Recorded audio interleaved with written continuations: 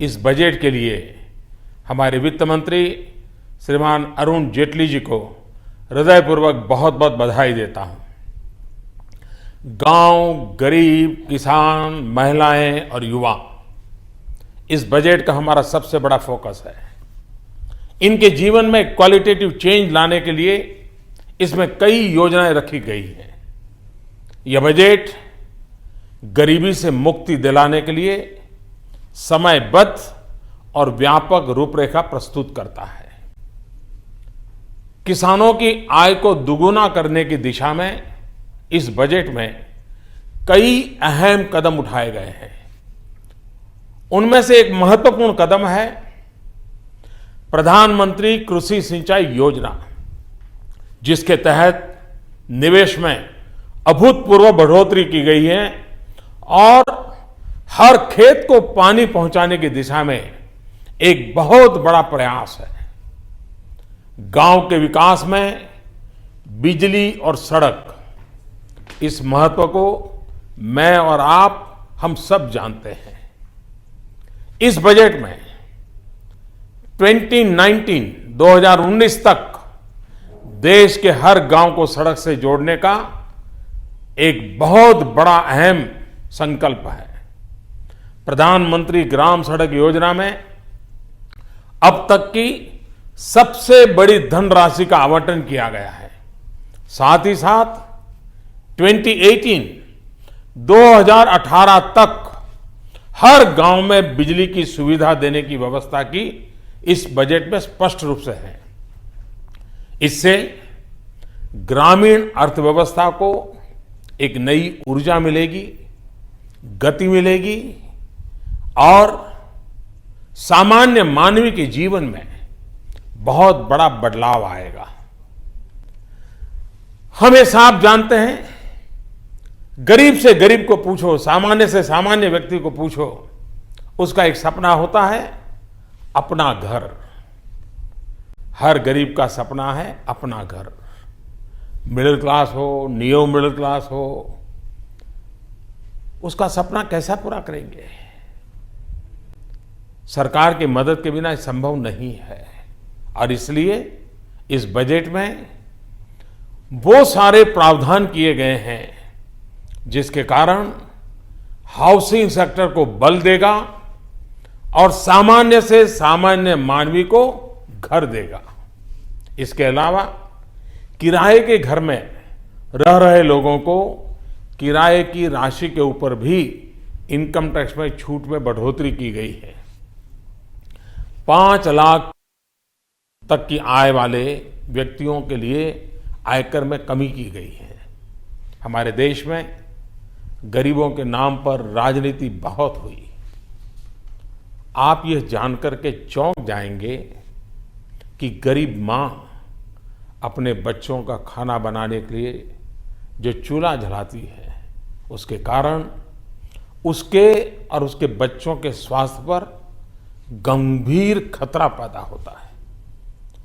जो इस विषय के एक्सपर्ट हैं, जानकार लोग हैं, उनका कहना है कि चूल्हे के कारण, उस धुएं के कारण गरीब महिला के शरीर में एक दिन में 400 सिगरेट का जो धुआं होता है, उतना धुआं उसके शरीर में जाता है। ऐसे गरीबी की रेखा के नीचे जीने वाले करोड़ों परिवारों को इससे मुक्ति दिलानी है। और इसलिए ऐसे गरीब परिवारों को मुफ्त में गैस कनेक्शन देने का एक बड़ा ही महत्वपूर्ण निर्णय हमने किया है। 5 करोड़ गरीब परिवार जो आज चूल्हा जलाते हैं, उन्हें धुएं से मुक्ति मिलेगी। गरीब के स्वास्थ्य को लाभ होगा और पर्यावरण की भी सुरक्षा होगी। स्वास्थ्य के क्षेत्र में हमारी सरकार ने कई महत्वपूर्ण कदम उठा रही है। कभी कभी एकाध बीमारी भी मध्यम वर्ग के परिवार, निम्न मध्य परिवार और गरीब की जिंदगी तबाह कर देती है। और इसलिए बीमारी के समय उस परिवार के साथ खड़े रहने का इस सरकार ने निर्णय किया है। खास करके सीनियर सिटीजन, वरिष्ठ नागरिक, जिनको इसकी सबसे ज्यादा आवश्यकता होती है, हमने उसके लिए भी योजनाएं प्रस्तुत की हैं। हमारा देश सुरक्षित रहे, हर देशवासी सुरक्षा का एहसास करे और उस बातों को ध्यान में रखते हुए सुरक्षा क्षेत्र में हमारी सेना सक्षम बने, सैनिक सबल बने और आधुनिक सुरक्षा संसाधनों से लैस हो। रिटायरमेंट के बाद 1 रैंक 1 पेंशन मिले, भारत के अंदर डिफेंस मैन्युफैक्चरिंग को और बल मिले और सेना को आधुनिक बनाने की दिशा में अनेक महत्वपूर्ण काम हो, वो इस बजट में स्पष्ट किया गया है। इस बजट में आपने देखा होगा कि इंफ्रास्ट्रक्चर में करीब करीब 2 लाख करोड़ रुपयों से भी अधिक प्रावधान किया गया है।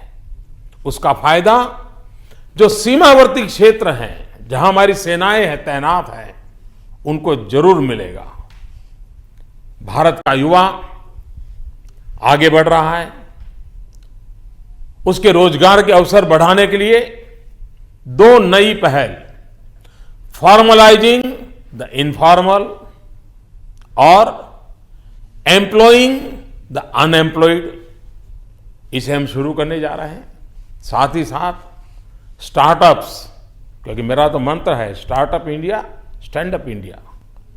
स्टार्टअप्स के लिए एक अनुकूल इकोसिस्टम तैयार करने के लिए टैक्स में प्रावधान रखे गए हैं। हमारा देश का दलित, हमारा आदिवासी अब एंटरप्रेन्योर बनना चाहता है, उसके सपने हैं, वो जॉब सीकर नहीं, वो जॉब क्रिएटर बनना चाहता है। उस सपने को साकार करने के लिए सरकार ने एक विशेष एंटरप्रेन्योर हब स्थापित करने का निर्णय किया है। देश का युवा वैश्विक चुनौतियों का सामना करे और उसे शिक्षा और तालीम के क्षेत्र में वैश्विक स्तर के अवसर मिले, इसके लिए पुराने कानूनों के नियमों को और बंधनों से हमारी शिक्षा दब गई है। उसे ऊपर उठाकर सरकारी और निजी क्षेत्र में 10-10 इंस्टीट्यूशंस को वैश्विक स्तर पर लाने के लिए एक चैलेंज रूट के द्वारा चुना जाएगा। शिक्षा और एजुकेशन के क्षेत्र में यह बहुत बड़ा अहम सुधार है।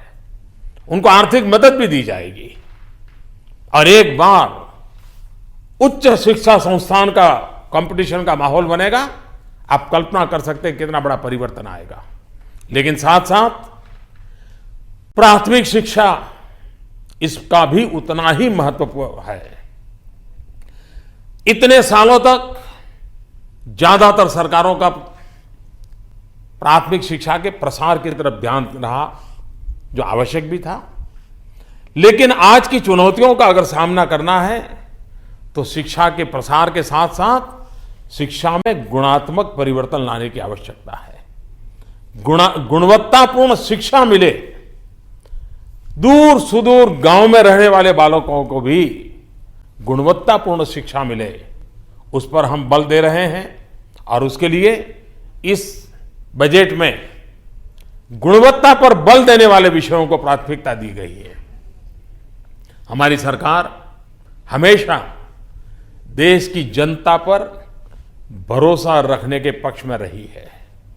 हमें देश के नागरिकों पर आशंकाएं नहीं करनी चाहिए। इनकम टैक्स डिपार्टमेंट के लोगों ने उनके प्रति सम्मान का भाव रखना चाहिए और इसीलिए इनकम टैक्स डिपार्टमेंट की जो जटिल प्रक्रियाओं से सामान्य नागरिक को गुजरना पड़ता है, उसको मुक्ति मिलनी चाहिए। व्यापारियों और प्रोफेशनल्स को जो तकलीफ हो रही है, उसे हमें मुक्ति दिलानी है।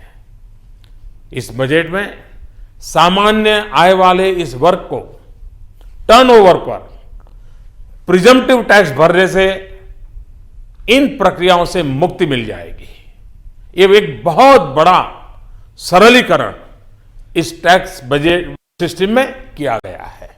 मैं फिर एक बार श्रीमान अरुण जेटली जी को बधाई देता हूं और देशवासियों को विश्वास दिलाता हूं कि ये बजट आपके सपनों के करीब है। आपने सपनों को साकार करने के लिए सरकार की प्रतिबद्धता को पूरी ताकत के साथ, योजना के साथ प्रस्तुत किया है। बहुत बहुत धन्यवाद।